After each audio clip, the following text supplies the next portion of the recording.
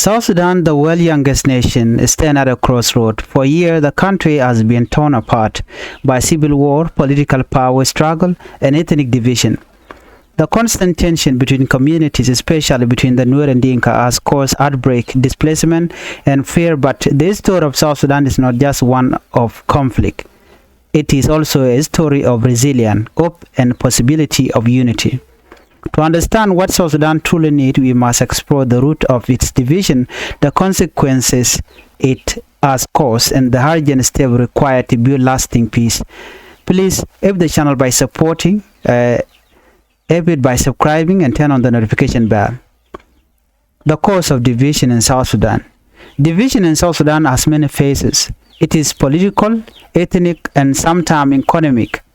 When communities turn against each other, the cost is high. Families lose loved ones, children are denied education, communities are displaced from land they have lived on for generations. The Nuer and Dinka, the two target ethnic groups, have shared a long story, yet political disputes have often cast them as adversaries. In reality, most Nuer and Dinka families have lived side by side for centuries, sharing land, water, cattle, and culture.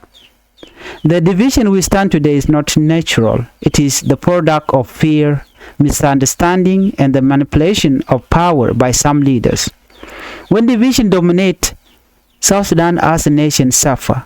Market fail, school close, and even basic human security become fragile. Division weakens the social fabric and make the country vulnerable to further violences. Unity, on the other hand, offers hope. Unity does not mean erasing differences. It means respecting them, understanding each other, and working together for the common good. When Nuer and Dinka communities cooperate, the benefits are immediate and tangible. The school operates peacefully, market flourish, and families can live without fear. Historically, Nuer and Dinka communities have found a way to live together. They have traded cattle, shared grazing land, and celebrated festivals together. Elder mediated dispute, ensuring peace in the village before small disagreement could turn into larger conflict. These examples show that South Sudan has always had the tool to resolve division. What is needed now is the commitment to use them. National leadership play a critical role in either promoting division or fostering unity. President Salva Kiir and former First Vice President Dr. Machar are often seen as a symbol of this struggle. Their action, words, and willingness to work together send a message to communities across the country. For unity to succeed, leaders must act. Number one, leaders must respect the political process. Holding national election on schedule is essential. Postponing election undermines trust and fuel division. Cease attack on opposition force. Fighting must end. Violence only reinforces stereotypes and creates fear among ordinary citizens. Engage in dialogue. Releasing political detainees, including Dr. Machar, and opening space for negotiation is a crucial step toward reconciliation. Unity at the national level inspired unity at the community level. When people see their leader working together, they are more likely to emulate that cooperation in their own life. National leadership is important, but change often begins at the grassroots. Local communities across South Sudan are already showing that unity is possible. In towns like Mayenjur and Awil, Nuer and Dinka families work together in school, market, and farm. Youth group organize cultural events and sport matches, fostering friendship and collaboration. These small, everyday acts of cooperation are powerful. They demonstrate that peace is not just a political promise, it is a lived reality when people choose to see each other as a partner rather than enemies. The stereotype and misconception fuel division. Many believe that Nuer and Dinka are natural enemies. Some assume that all members of an ethnic group support a particular political faction. These ideas are false.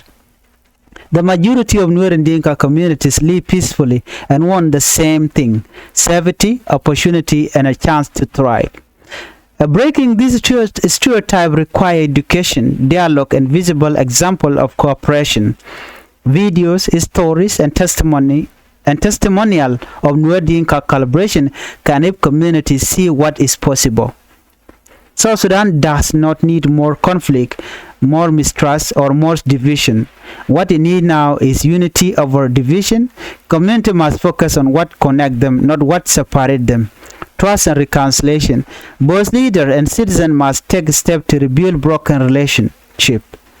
Peace, political engagement. Leader must respect election, engage in dialogue, and avoid violence. Support for local initiative. Communities working toward harmony must be encouraged and amplified. Every citizen has a role to play. Parents can teach children respect for all communities. Youth can organize initiatives that celebrate unity. Elders can mediate dispute before they escalate. And leaders can make choices that prioritize peace over power. The future of South Sudan depends on the choice we make today. Division is easy. It comes naturally when fear, anger, or mistrust dominate. But unity is stronger. Unity is a deliberate act. It is a decision to work together, to respect differences, and to build a shared future. If Nuer and Dinka leader and citizen, young and old, choose unity, South Sudan can finally realize its promises as a nation of peace, prosperity, and hope. Now is the time to stand together, break the stereotype, and focus on what unites us. The people of South Sudan have the power to decide unity over division, hope over fear, peace over conflict. If you are new to this channel, please help the channel by subscribing and turn on the notification bell so you never miss any of our updates. Thank you for watching. Bye bye.